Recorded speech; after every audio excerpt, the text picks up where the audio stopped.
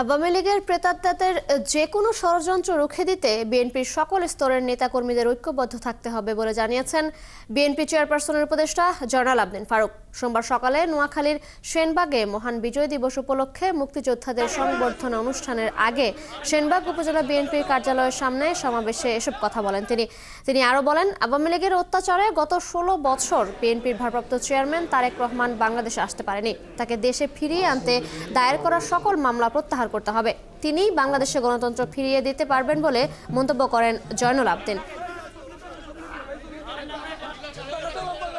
আবার তাদের প্রেতাত্মা যেন এই সেনবাগের বুকে রাজত্ব করতে না পারে সেই দিকে এখন সকলেই চোখ রাখতে হবে, কারণ বিএনপি এখন বাংলাদেশের সম্বল।